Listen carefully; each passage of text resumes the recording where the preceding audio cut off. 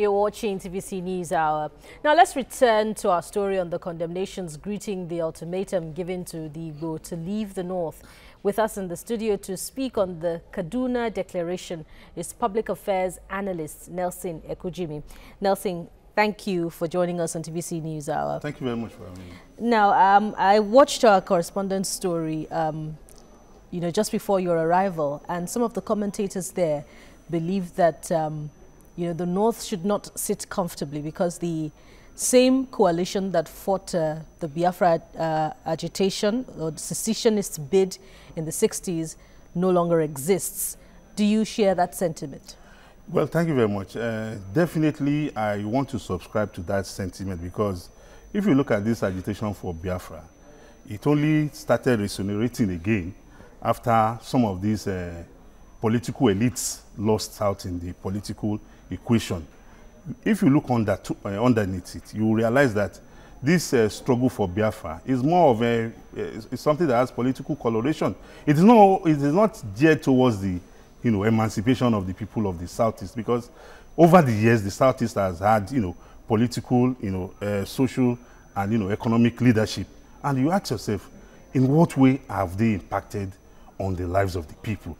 What the agitations that is coming up now is a reflection of the mass unemployment, of the mass poverty in the land, that these people are using this as as an escape route to vent their frustration with the system. It's not really about the fact that the people really want a Biafra, but that they are trying to draw some of them are trying to draw attention to themselves, and also they are being used by some other forces to ensure that they make the country ungovernable for the government in power. Yeah, you just mentioned political coloration. I wanted to expatiate more on that, because some Southeasterners would say that the agitations are real because this is something that the government over time they feel neglected, they feel marginalized, so they have every cause to push for a sovereign state of Biafra. So what is it that you're trying to say about political coloration? What I'm trying to say about political coloration is that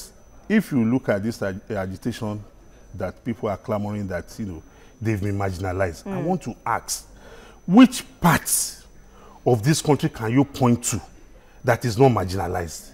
Nobody is happy with the system the way it is running.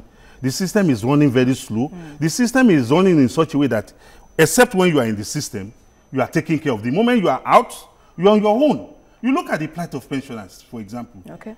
So, if we are talking about the welfare of the people, we should remain focused on that. Because whether you have a Biafra Republic does not mean that you'll be able to solve your problems overnight. You want to ask yourself, when people claim that they have been marginalized, over the years, they've had representatives in the Nigerian system.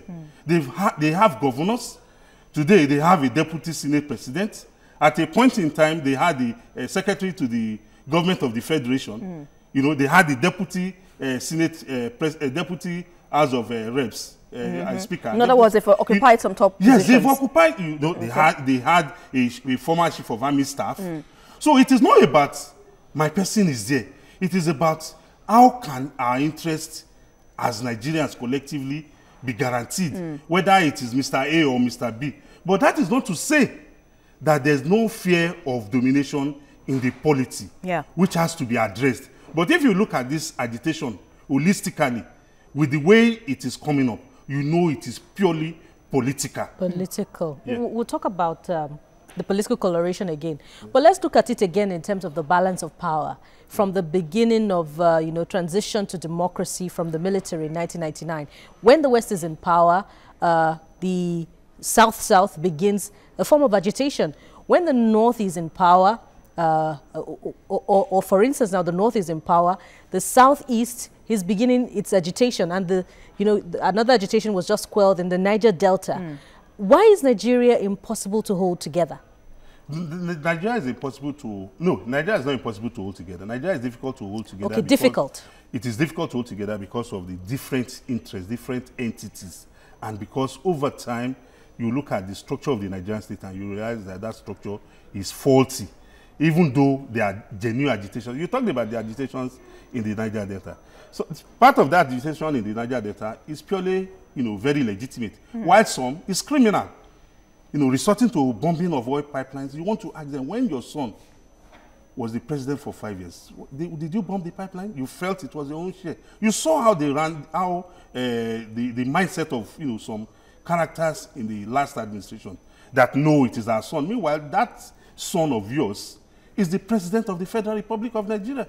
It's not your only president. It's not the president of your side of the country alone. So it behoves on whoever gets into power to ensure that the resources of the Nigerian state is equitably distributed among the people, so as to suppress, this type of agitations. Because even when you satisfy everybody, they will still have agitations coming from people who want excesses. It is not unusual. Public affairs analyst Nelson Ekujumi, thanks a lot for all you've said on the News Hour. Thank you very much.